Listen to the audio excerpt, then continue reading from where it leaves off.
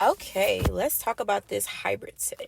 So originally we had agreed on a volume set, but when she came in, we noticed that she did have some gaps and stuff like that. So we created a light volume. It kind of looks like a hybrid, so that's why I decided to use this video for this set. So when you are doing a hybrid set, you want to make sure that you do one classic and one volume fan on every single other eye. So every other eye will contain one classic and one volume. Back and forth, vice versa. I always say think about it as if the classic and the volume had a baby and then a hybrid became born. So, of course, you're going to have to put both of them into one, and that's where a hybrid comes in. So, a hybrid is the same thing as a classic, a volume, whichever you're trying to do, it's the same concept. The only difference is different lashes being implemented into it. So whenever you're doing a hybrid set, you still want to make for sure the links are good, the style is good. Remember, style is how they're going to want it to look. So the set is what they're getting. That's a classic, a hybrid, or a volume. The style is what they want it to look like. Cat eye, open eye, doll eye, wispy, textured, a wet look, so forth and so forth. So with her, we did a cat eye. Now, her eyes are a little bit droopy, so I did do decurl on the outer corner, and then I did CC all the way around, because since her eyes portray as a droopy look when she does open, I don't want to do a CC making them more droopy. So that decurl is going to lift her eyes up, giving her the illusion that they are not droopy all the way around. So once we washed her lashes, dried her and stuff like that, I did tape her down. Also, always make sure that you put a napkin on top of your client's forehead so you're not cross-contaminating. Also, if your hands are really sweaty, you don't want to risk their skin becoming bad because your hands are sweaty and you're putting your hands on top of their forehead. Now, when I did tape her down, I did use the blue NextCure tape. She didn't have sensitive skin, so I just used this one instead of the silicone tape, and that's how we just went from there. Typically, I use the silicone tape in the NextCure tape, but I didn't have the silicone on hand at the moment, but she said the NextCure was fine, so that's how we just ended up using NextCure by itself. Now, once I did tape her down, I did make for sure that it was not causing corneal abrasion. What that means is it's just not close to the eyes, just going to scratch your cornea. I always like to say make sure you see at least a little bit of their bottom lash line before you make sure that the tape is good to go. So next we do map out her mapping for the style that we were going to do. I always start with short links in the inner corner, and so what that means is I don't personally go past 12s. Sometimes I don't go past 10s or 11s. It just honestly depends on the set that we're doing and the person that it is. Because when their lashes start to grow out, you don't want those long lashes that are in the inner corner to start to bother them whenever it's time for the refill, before the fill and stuff like that. They come in, the lashes are gone in the inner corner, and they just said, oh, I just rubbed them off. Well, that's what we're trying to avoid. So try to stick with short links in the inner corner. That way you're not going through that. So once we were done mapping her out, then I got my lashes.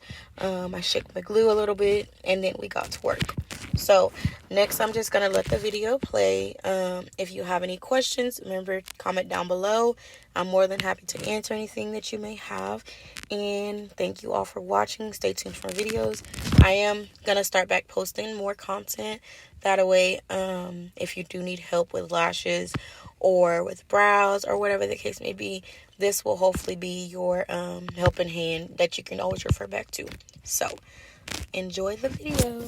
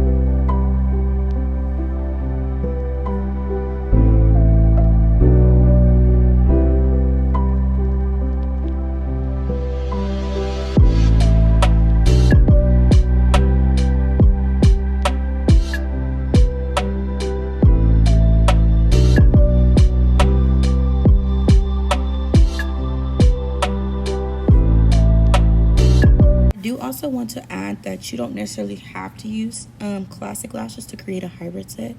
You can just use volume lashes and just make them a lot lighter. We did do that with hers for the most part because, like I said, she did have a couple of gaps in them, so we did have to fill in those fans more. So when she did lose lashes, they weren't as noticeable. But I also want to add that you do make it a disclaimer to your clients that yes, we will lash your lashes. If they are healthy enough, we will fill the gaps. But at the same time, if you do not have a lot of lashes on your lash line, once they start to shed, they will become noticeable because you don't have the typical lashes on your lashes that you would normally come in with. So you'd make that discretion before starting the service. That way they don't think that, you're just trying to take the money and service them. So if you have any questions, just let me know.